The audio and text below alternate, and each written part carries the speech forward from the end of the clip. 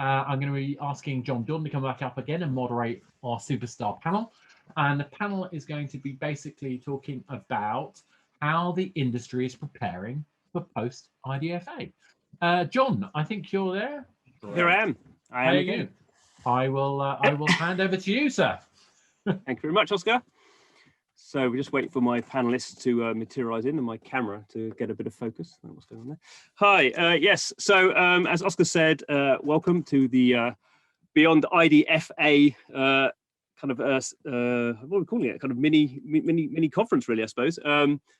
And interestingly enough, over in California, we're expecting Apple to maybe be announcing some stuff right here. So I guess a few of us may have our Twitter feeds open on another screen just to see what's happening. But it's slightly weird. So my name's John Jordan. I'm the currently editor at PocketGamer.biz, albeit temporarily. And for the next 40 minutes plus questions, we've got a expert panel who have been kind of chewing over what is going to be happening in what we're calling the post-IDFA world. It's something that really, in some ways, is going to impact everyone in the mobile ecosystem. Certainly, every mobile game developer. If you're making money from adverts, if you're using adverts to kind of build your own audience on UA, this is something that is going to be disruptive. I guess we have to put it that way. Not quite sure exactly how it's going to play out. There are lots of unknowns, but kind of over the last kind of few months since Apple has announced this in 2020, the kind of strategies have been made, and people, particularly people on this panel, have spent a lot of time thinking and planning for what to do. So this is a really good opportunity to learn from people who've been thinking about this a lot. And obviously, as Oscar said, this is a time to ask questions, and we will try and answer as many of those as possible. Before we start out, I guess I will try to kind of, in a nutshell, explain kind of what's happened for people.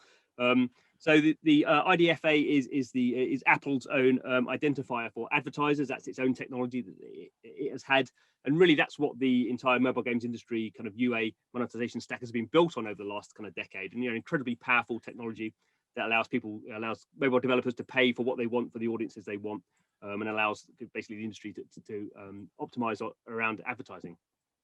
So we know that's going away in the sense that now everyone who downloads an app from the App Store will have to opt in to what was previously the default setting. So we're assuming that that's going to be pretty disruptive. And in its place, Apple has created its SKAdNetwork, which has a few kind of problems. I mean, it kind of works to some degree, but it's not as rich and as kind of granular as what the industry previously had before. So there are lots of resources around this. Before we get into the panel, I'll just point out there is the No IDFA No Problem website, which is many of the panelists here have been involved with their companies. So there's a lot of resources on that. If you spell that out, No IDFA No Problem.com. Check that out. Lots of resources, lots of kind of interviews with people about how they expect this to play out over the kind of coming year. But then enough from me. Let's find out who our panelists are and their kind of what their initial reactions are. So Phil, do you want to lead us off? Do you want to explain sort of who you are and what you do at Uplift? Cheers, John. Yeah, Phil Gontier here from Liftoff. It's great to be on this panel, obviously, with the other members of this alliance, which is, as you just mentioned, No IDFA, No Problem. I look after basically revenue across international, which is both here in EMEA and then also Asia Pacific as well. Tanya? Hi, everyone. My name is Tanya Lee. I'm the GM of EMEA at Vungle. So similar to Phil, I manage revenue for our EMEA region. For those of you who don't know Vungle, we're an in-app advertising platform. We do UA and monetization through our core products, and more recently, user LTV bid recommendations via AlgoLift and improve game design via Game Refinery. Really excited to be on the panel, and of course, thanks to Liftoff for organizing, and great to be in a co-alliance as we navigate some of these changes. And our developer kind of figurehead, I guess we have to call you, Shay. Do you want to talk a bit about what you guys do? Sure. So my name is Shay. I'm from Beach Bum. We're a game developer. We build evergreen card and board games. We have 3 live titles, Backgammon app, Spades app, and a Gin Remy app. I'm VP marketing, so I'm in charge of all paid media, all organic growth, and all the ad monetization. So both sides, I get screwed by both sides of the coin on this one. Okay, so we're going to be kind of going to you for the sort of the mobile game developer kind of input, and then we've got our 4 experts more on the ad tech sort of side, although obviously a bit of crossover. Saurav, do you want to tell us what you do? Hi everyone, this is Saurav. I run the product marketing and ecosystem partnerships for InMobi. For those of you who don't know InMobi, we are an exchange, basically, running a marketplace where on one side we work with all the app developers, ensuring the monetization of their inventory, and then on the other side we work with DSPs, agencies, and buyers, ensuring that they're getting the right inventory to do their media buying. And Neil. Wrap it up for you. Yeah, so my name's Neil Mills. I'm the GM for EMEA for Singular. For those that you don't know, Singular, I guess, we're looking at the next generation of mobile measurement. So we're an analytics platform, but probably representing the changes in the industry from the MMP perspective. Good. So to kick us off, we'll go to Shay. As someone who's on both, seeing both sides of it, as you nicely put it, what's your feeling about kind of what's going to happen and the impact it's going to have on you as a game developer and a marketer? How do I feel about it? I love it. Okay. Yeah, I mean, everybody just loves it when their day becomes increasingly difficult. I think this is it's a major shift. Not just in how we approach attribution, monetization on a technical level, like how do we figure it out? I think it's a shift in how do we view the users? How should we interact with our potential customers? And I think it's not about finding loopholes in the system to try and make sure that we're a little bit ahead of the curve, but to understand that this is a shift that Apple is going for, and try to take that and run with that and see what can we do with this new mindset. Assuming Google will probably do the same, and as privacy, have already done that in the past with GDPR, and so it's this movement that we need to adjust towards. So while it's not comfortable, I think it's an opportunity to view things a little bit differently and try to adjust yourself. And how do you reach your clients? How do you reach the customers? How do you measure? And as an overall, how do you view taking away the IDFA, and how do you manage with this? Mm-hmm. I think that's actually quite a good statement, because it's obviously positive, an opportunity, but it does sort of point out that this, while I guess this can get boiled down into sort of a very Apple thing, and it is Apple's doing it in its own sort of Apple way. Privacy is clearly something that generally consumers are caring a lot more about. Probably only going to care more about. So in a sense, Apple and Google and other kind of companies are going to either be forced into this or have it as sort of part of their own branding. So it is kind of something, I guess the kind of the sort of problem was that you guys have built this absolutely beautiful technical stack that was made mobile games brilliant in lots of different ways. That's all been broken now, but now I guess you get the chance to kind of build Mark 2. Kind of feel, when you first heard about it and when you kind of Liftoff started thinking about things like initiatives like no IDFA, no problem. How did you see it? Was it immediately it was going to be an opportunity? I guess the temptation is to find those loopholes, because you're all clever tech people. Can you build something else that's sort of doing this bit behind the scenes? Was there any temptation for that? From our perspective, absolutely none. No. So we're going to be 100% compliant. Privacy means privacy, and it's very simple for us. We can't take a risk with our customers or our very own business, right? So there have been rumors of various players trying to find loopholes. Can you do probabilistic? Can you do fingerprinting? No. Full stop. right? So I think, for us, that was a realization pretty early on. So as soon as this dropped at, Worldwide Developers Conference last year, really what we did is like, okay, well, this is the reality. How do we shift to this new reality? So we started looking now. We're fortunate in terms of, our founders, the way they built our tech stack, it was pretty modular. Now, I'd be lying if I said that IDFA wasn't an important component. It was, it is, and will continue to be for those users that opt in to share. But the reality is we have to say, okay, well, if this is now taken out of the equation, what else is there in terms of then trying to deliver performance at scale? So one of the things that we did really early on, very quickly, was within a couple of weeks of the announcement, is that we jumped head in first and started buying massively LAT traffic. So LAT traffic has been around for many, many, many, many years. Savvy users who've just said, install their iPhone, set it up, and they've said, no, I do, limit ad tracking, right? So that basically zeroed out the IDFA.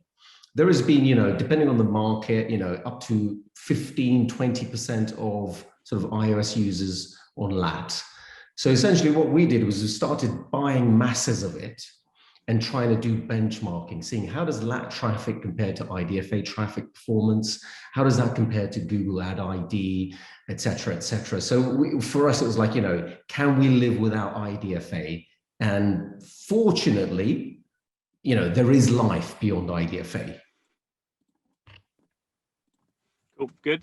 Leaving us hanging there. I thought you were going to then leave it to something else, but that's fine. And give someone else a chance. And so, Saurav, I can go into no. You've stopped now. Let someone else have a go. Plenty of time for you. So, Saurav, how were you thinking about it at InMobi? Was that kind of broadly similar, or any kind of differences there in how you were going to approach it? Completely aligned with what Shay and Phil mentioned. I think it, as Phil clearly put it, like privacy is privacy, and it's very simple if you want the real interpretation of it. And all those experiments around fingerprinting, etc., that are going on, it's not compliant. It needs to stop, and we have seen punitive action happening on that front.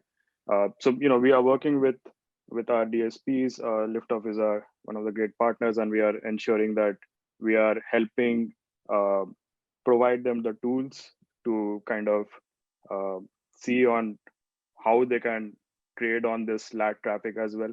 So we just created some more features where it could also be tackled through a PMP versus a classic open exchange setup. And then we are working also on the supply side then to increase our SKAdNetwork adoption, because that will be a key factor in how things will be when the D-Day actually happens, which probably is today itself. And supply side, I think our publishers will work on increasing their opt-in rates, showing the right messaging, or showing pre-prompt messaging to ensure that the users are understanding on why that question is getting asked and how should they proceed. But outside of that, there are so many other activities that are happening for the publishers to increase generally their monetization strategies. Think like incorporating header bidding, enabling high performance units like interstitial video versus plain play banner. So yeah, I mean, it is uncomfortable, but we welcome the changes. We understand the philosophy. We want to go ahead with it. And I think we will be able to overcome this very, very soon as well as an industry. Mm-hmm. Tanya, from a Vungle point of view, yeah, how do you see it? Yeah, so I think, a lot of what Phil said, we've been doing the same. We actually were buying and running with a lot of LAT inventory even before the announcement. So we didn't necessarily need to go there. It was actually a pretty high share of our overall iOS network pre-announcement.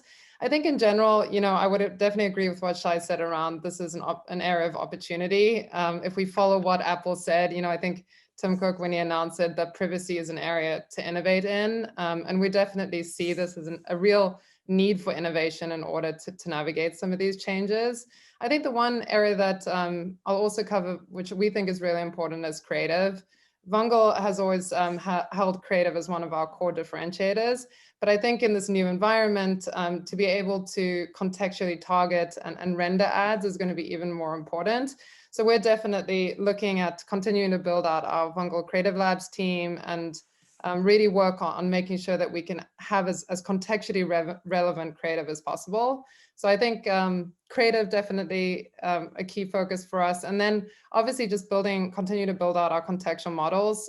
We have a big data science team, and we're trying to incorporate as many signals as we can that are non-PII or IDFA. So that's definitely a big focus. We have a very busy data science team the last 6 months. But so far pretty encouraging, and we continue to refine our models and continue to build for our marketers. Neil, I don't know if you want to continue on that. I did want to kind of throw a new question in rather than people sort of repeating, but yeah, sure. we've obviously got SKAdNetwork coming in. Can you maybe give a brief overview of that? And obviously it's kind of early. How useful do you think it will be? Obviously, I guess that's kind of what Apple are providing you with. So that's kind of what you've got at the moment. Yeah, I mean, I think from the MMP standpoint is that we've been in this very, let's say, data-rich environment, but very privacy-poor, and it's clear that the future is, privacy-rich and going to be, if you like, data-poor. So, I aligned with these guys is I welcome the opportunity. I mentioned this sort of next generation of attribution, right? So if we focus on iOS and SKAdNetwork particularly, or SCAN, or there's various different ways of referring to it, which makes it more confusing. Essentially, it's Apple's framework, right? It's the app transparency that we talk about is that users want to be able to opt out or will be asked. And this gives the ability for the marketing ecosystem still to really have advertisers, networks, and measurement, but it's under a different framework. So the IDFA goes away, so we lose that user level, and we get this kind of aggregated data. So that comes with its challenges. Certainly for the networks for optimization, I think the IDFA as a tracker is also used in a number of different systems, but Shay is probably better versed to talk about that, but something that we were talking about earlier, sorry. I think for us is what I would say, and to sort of marry on about what does sort of the privacy piece mean, and is that Apple have given guidelines, they've given a platform, and they've given our SKAdNetwork a framework. So part of this alliance is that we want our customers to be worry-free when they update their app, right? So we are fully compliant with it, we've adopted it, and it's up to us as a measurement partner to innovate around it. So that's where we see our role in this. Just going on from that point, I mean, I guess so some people with the Apple conspiracy theory think sort of Apple have done this to kind of give themselves a kind of a more advantage in the system, and obviously they could have probably made it a bit easier or a bit of a better technology. Do you think it will sort of improve radically over time, or do you think sort of what you've got now is pretty much kind of what you're going to get for the next sort of year? Tanya, you're heading there. Got any? You're nodding. Sorry, I should say. Yeah. I mean, I think, we have seen with each beta release some improvements. So if you look at 2.0 to 2.2, view-through attribution was included. I think that was Apple kind of nodding their head or listening a little bit to the industry in terms of what we need, because view-through attribution can be, up to 20-30% of a UA marketer's installs. So I do think that inclusion was important. So hopefully, if that's a kind of indicator, we'll see more improvements to come as this rolls out. But, I think that's also there's going to be a need for us to be pretty vocal around the improvements that need to be made. Because I guess kind of more generally, the fact that Apple has given whatever it's this kind of 6-7 months kind of grace period was I guess a reaction to everyone going, what are you doing? So I guess they're not like a brick wall of we're just doing it, like perhaps we sometimes kind of consider them. Yeah, so I don't buy into the fact that Apple is trying to kill the industry. I mean, obviously, I think privacy has been a big thing for several years. If you think about what's been in the news, going back to good old Cambridge Analytica and all of that kind of stuff, interfering with elections, etc. Now, obviously, that kind of stuff is on a different scale, right? Getting somebody to buy an app versus rigging or trying to rig an election is like, you know, a little bit on a different scale. But nevertheless, all of those things have been conflated together, which is all about, you know, you're being tracked essentially. So I think Apple are really just using this as an opportunity to say, hey, look, we actually care about privacy. There are all of these initiatives. But yes, at the same time, it is somewhat serving their interests to a certain extent. I think they are pro the app ecosystem and you know, the game developer ecosystem. But I think they are anti one or two certain players who have become super dominant and have been maybe taking advantage of, you know, marrying their huge data sets with the IDFA and just allowing algorithms to go wild. So I think that's what they're trying to tackle. But I think ultimately they support and they want to see the ecosystem, the app ecosystem flourish, but in a privacy centric way. Yep, very good. You didn't mention any companies there either, so that was kind of very. You've gone through your media training very well, Phil. Shay, as the kind of the mobile kind of game developer, how are you going to sort of evaluate performance now? Because I mean, I guess all these guys, you know, it's important that they sort of got the tech running and all that sort of stuff. But I guess for the developers, kind of on the sharp end, you know, you're going to be spending money out, presumably your marketing, and I don't quite know how your apps work, but presumably a reasonable chunk of your inbound money comes from advertising as well. So you potentially are going to have quite a, you know, if there is a big impact on revenue, you're going to feel it, you know, pretty quickly. So how are you feeling about that, and how are you going to sort of react to that?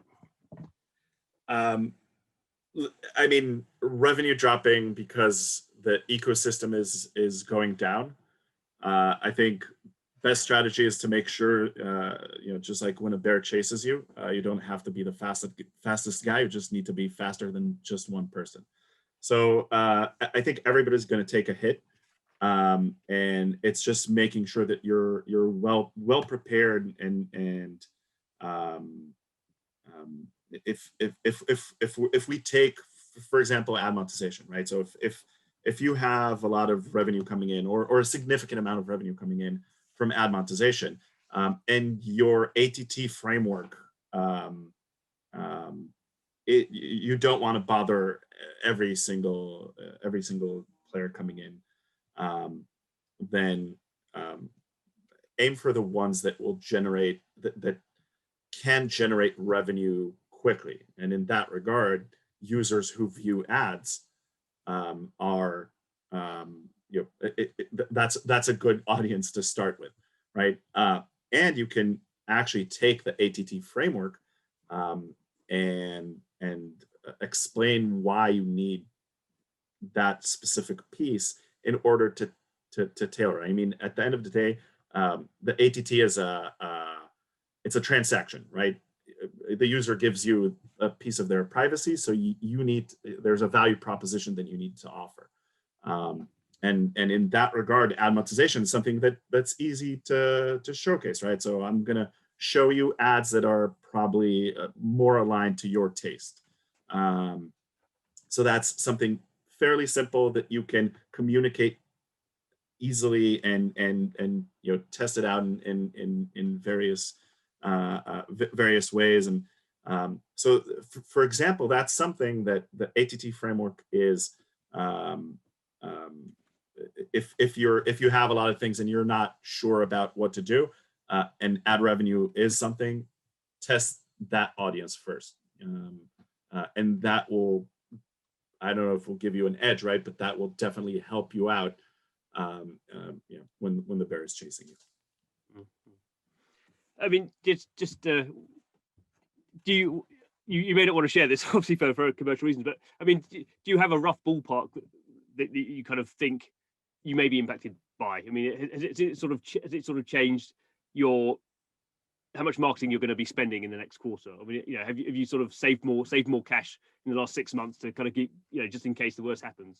I don't know if you can't say it, just we'll move on. No, so I think sometimes us as UA people, we sometimes, you know, struggle because we're very much into it, right? So the campaign and my ROIs and my KPIs and everything. But at the end of the day, we're marketers, and users still want games. They still look for games, and this doesn't change, right? The demand is still there. It's just, how do you approach them? How do I get them in efficiently? How do I measure my marketing dollars?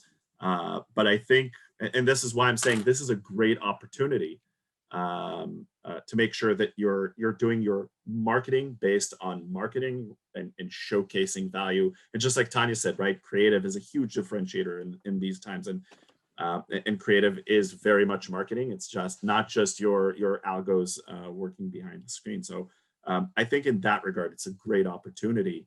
I don't see. I think marketers should remember that the demand is still out there.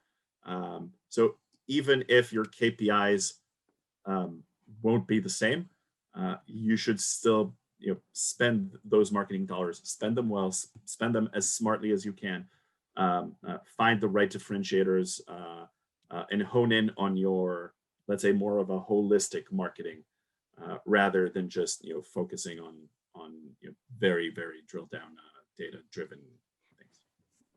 You cleverly sidestepped my question, but it's a good answer, so that's fine. And in fact, if there was a £25 Amazon voucher for the best answer that avoided the question, you would have won that one, but there isn't. So, but I will remind the audience that there is a £25 Amazon voucher for the best question.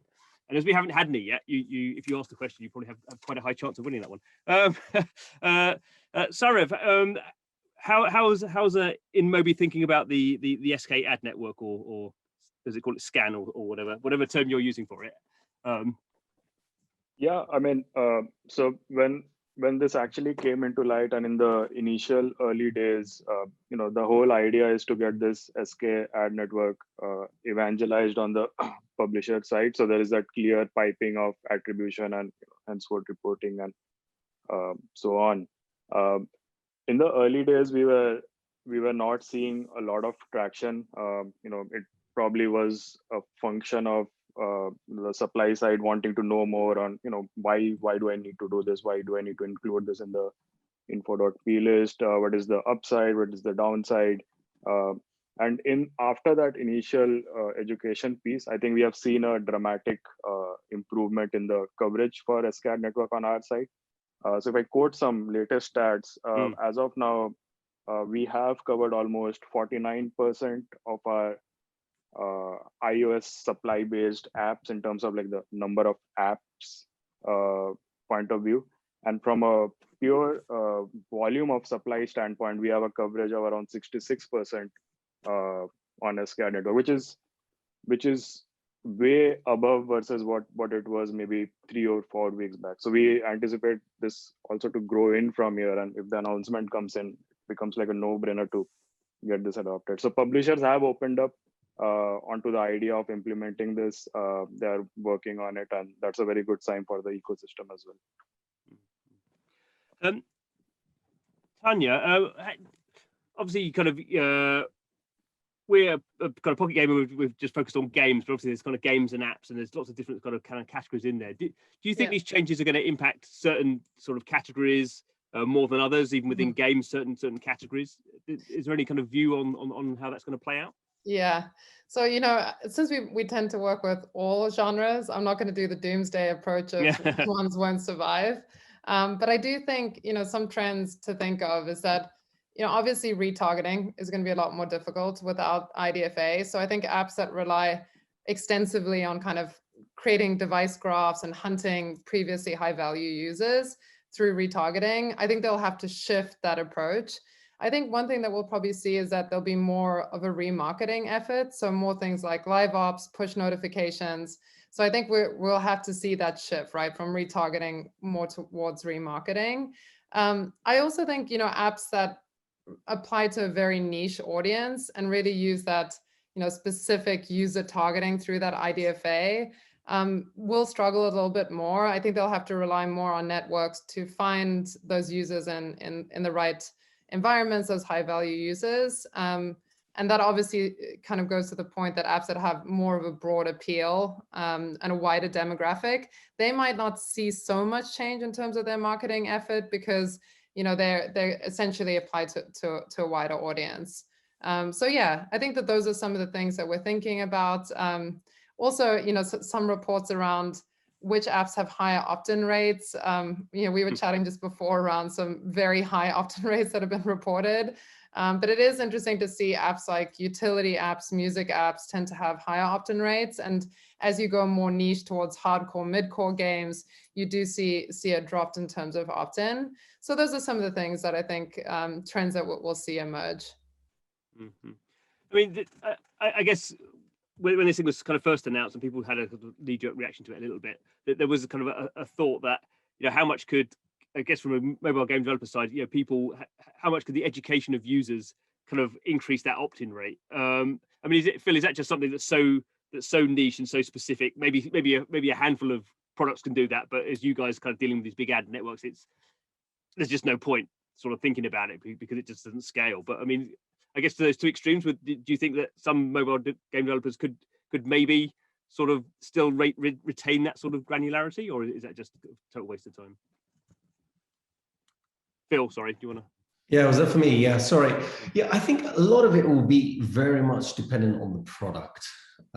So here we're talking about games, and I think brand is going to be important here. So, you know, again, if you go back to utility and stuff like that, you know you're going to give permission for Uber, right? Because otherwise you won't get your Uber, right? Or Deliveroo or Uber Eats. Otherwise you won't get your delivery. So you're going to have to do it for those apps. For gaming, it's a different scenario. But then I think it's a lot about trust and privacy go together very much. So if you trust an app, a game, a brand, you're more likely to say, yeah, okay, I'm cool with that. So I think, you know, that's going to play. Whereas if it's, you know, the next, you know, 3.0 of Flappy Birds, you're probably not going to give your IDFA. So it really just depends, you know, but I think brand is going to have an important play in terms of whether you say yes or no to sharing your data. I think just to extend on that, John, just to add in, I think what's interesting is it's really company and app dependent, right? And even within the gaming genre, whether it's hardcore, whether it's hyper casual, but yes, we've seen opt-in rates as high as 30 to 40%, which is very interesting, right? Because that means the IDFA is there and it enables more granularity, which helps marketing teams and also helps product teams. So there is hope, but not necessarily for everyone. So I think it's not as bleak for some products. I think the interesting thing is testing not only the framework, which is SKAN, but testing that consent flow. So I think Shay was talking about that. So the timing, you know, the explanation of it, is it pre-prompted or not? I think there's a lot of experimentation. So we've actually been talking to advertisers, although it's not our expertise. It's like SKAN is the framework for the measurement, but like you know, testing that consent and that opt-in really has surprising events. So if you're not doing it, you should be testing both now in parallel to understand what the outcomes are. And hey, we may know in the next couple of hours. Yes. On a sort of related note, I've always been surprised how you can. I've always felt you could really kind of tell the difference in developers in terms of how they use push notifications, particularly on iOS, when you only have like the one shot of putting up the official Apple one. But you know, I could always tell if someone was kind of putting in their own splash screen first, and then, you know, you just felt they. Normally I said yes to those ones because you felt they at least understood kind of what the user might want out of that sort of thing, and they were presenting it in a much better way. Whereas still, I'm surprised you can download a game and the first thing you see is the push notification prompt. It seems crazy. So I guess there is a bit interesting sort of nuances around that. So we've got a few questions there that look kind of fairly specific. I don't know if anyone else can you see them? I don't know if anyone wants to sort of jump in on any of those that we've got. Maybe it's an interesting one here. Do we think that App Store game download volumes is going to go down? Do we think that? Do we think that's the case? Because Phil's saying no. No, I would say no, because look, if you look at all of the data, App Annie, Sensor Tower, etc., if any, basically the pandemic has accelerated everything to mobile faster than we ever expected, right? So it's pushed more and more people to mobile, more and more people to the app economy and the game economy. And if you look at all of the data, it's accelerating. So I don't see this having any impact whatsoever in that sense, because people, the app economy, the game economy is not going anywhere. What is going to become more difficult is measuring, attribution and, the marketing efficiency. Anyone else got anything they want to jump in on that one? It's fine, we'll move on if not. I guess I have been checking my Twitter feed. I've not seen anything yet. I've seen a purple iPhone apparently, so that's very exciting. So it's, I guess, an interesting question, I suppose, which probably have quite a short answer. But if Apple doesn't kind of launch, I guess they're probably not going to talk about it in the conference because it's not such a big deal. Maybe they will. But we are definitely assuming this is coming. Saying if the would we assume? I think we can assume be that. Yeah, it's kind of written in stone at this point. Okay, right. Okay, so good. Well, we'll get rid of that one. Yeah, I think soft stone, subject to change. yes. Yeah, it was only a couple of weeks ago that Tim Cook made it very clear it's going to be in a couple of weeks. I think they've iterated. We've seen even apps rejected from the store for some major gaming advertisers, whereby we talked earlier probably about the IDFA being a device identifier, but there are other methodologies of identifying a device, namely fingerprinting, and in which case it's expressly been talked about from the beginning that won't be allowed. But there are let's say other entities or companies that have persisted to have those in their SDKs to collect things that Apple said wouldn't be allowed. And I think the rejection of those shows that we are coming to the point where Apple has to show some kind of enforcement, right? To say we are going to enforce privacy, and in which case those apps that have SDKs that are non-compliant will be rejected. We've given you a framework, which is the ATT, and we've given you a measurement framework, which is SKAN. So comply or face rejection. And I think the fact that we've seen that has caused a lot of disruption from which technology partner you use, how you work with your networks, your mediation partners. So I think it's brought it up to be a much more real. Yeah, good. Saurav, what are the kind of key strategies that the advertisers and buyers should be looking to adopt when this kind of comes in now? We assume, but today probably.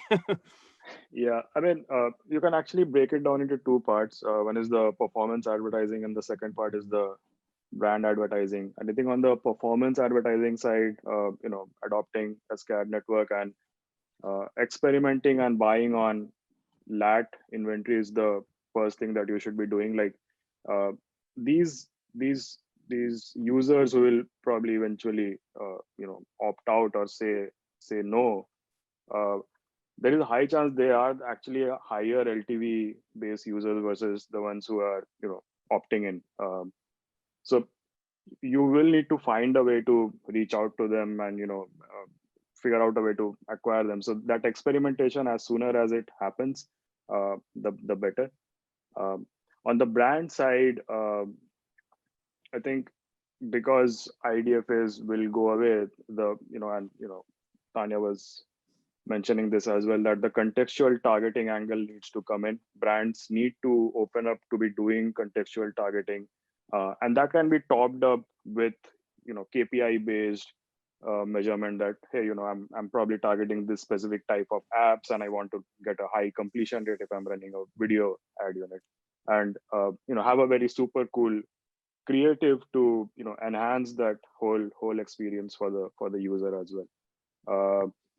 On the brand side, there could also be another change around how they're doing exactly frequency capping, because IDFAs won't be available and you don't want to bombard the opted out users. You could probably experiment on using the IDFV, using that as a proxy to see if that could help you with your frequency capping and keeping the user experience intact. Good. And Tanya, what do you think kind of developers should be doing to make sure they're keeping their ad monetization up. I mean, Shay, you can maybe come in after that one as well. But Tanya, do you want to go first? Yeah, sure. So I think the first thing is if you monetize through ads and use a network like Vungle, the first thing is to make sure that you're updating SDKs regularly. You know, we're always reminding our publishers to update SDKs anyways, but I think the frequency is going to be more important than ever, because as Apple releases any new enhancements, networks like Vungle will be releasing new SDKs that then need to be updated. So I would definitely make sure that you're keeping up to date with your network partners around their SDK releases. Vungle will be releasing ours this week, pending the release, a new version. So I would say that's the main one. And then obviously updating plist is super important. So go to your network partners, get your plist ID, make sure that you've updated. And then, yeah, we spoke a little bit about the ATT framework and testing opt-ins and A/B testing, figuring out kind of when to show that prompt. Is it at the beginning of the session? Is it mid-session? So I would say those are the three things for developers to keep in mind. Shay, do you want to continue on that? Yeah, I think, I mean, I would totally agree. I think one of the first thing that Tanya said about updating SDKs is something that, you know, sometimes marketing needs to get the right resources from development. So, you know, we've worked with our dev team for the past 6 months, preparing them to update not every SDK, but almost every SDK, and as we get closer, the frequency of updates gets it's more and more frequent. And I think in that regard, it's very, very important to go hand in hand with your mediation partners, your monetization partners, and the MMP if they're involved in any way in that regard. I think that's something, you know, secure the resources to make sure that goes along. It's not a huge lift on dev teams, and there's a huge impact on the bottom line. So it's definitely worth you know, another exclamation point on the dev side. Cool. So we're coming to the end now. Any last questions?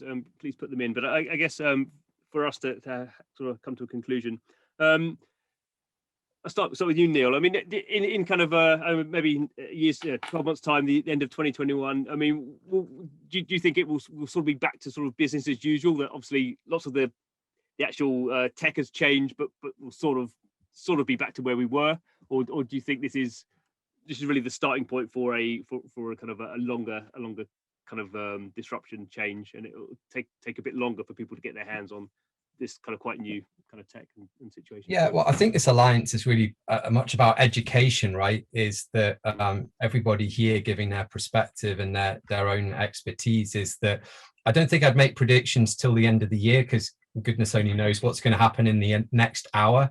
Though I think the one thing is that, you know, you need to get to a standard, right? And, you know, whether we take how you test things from ATT, SKAN is a standard, Singular were very clear on trying to get a standard. So there were basically the communications and the data pipelines that we all need.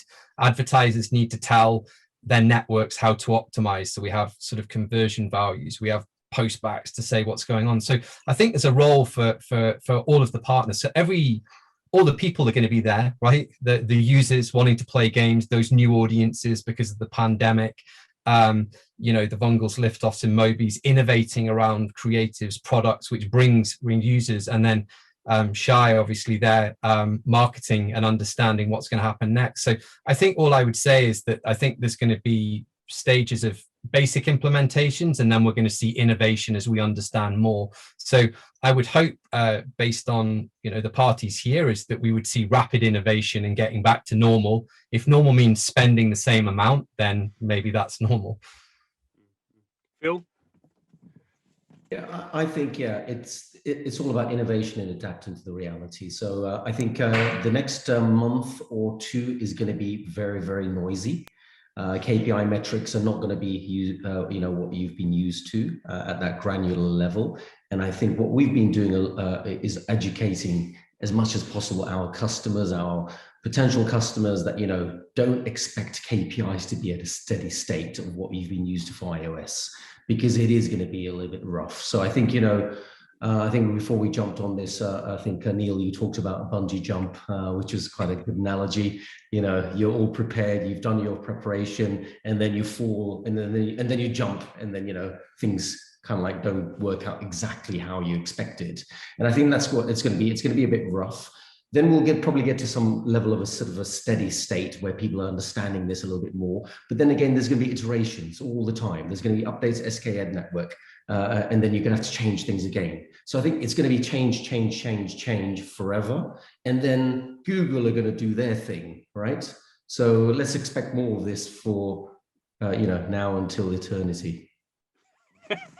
Oh, that was a Thanks, bit more, Phil. a bit more poetic than I thought you were going to say. But change is good. You just need to adapt to it, right? Change is the only consistency we've got. The men have materialized. Good to see you, Oscar. Are you finishing it off, Oscar? Yes, I'm afraid so. I'm afraid I'm going to finish you off. You made me feel very old earlier there. I think it's Phil said it. Anything could happen in the next half hour. It's a quote from a children's show called Stingray, which I'm probably the only person old enough to remember. Anyway, moving swiftly on. Thank you guys so much for that. We'll take a tally later about who we're going to allocate the Amazon vouchers to. In the meantime, I'm going to say thank you very much for the panel. Fantastically exciting. I personally am kind of wondering what's going to happen if rewarded ads keep going the way they are. Are they going to become the next cookie? We know how many people just tap the yes to the cookies to get the website. Will they do the same thing to get their in-game coins? But then that's just my personal take on it. Guys, thank you so much.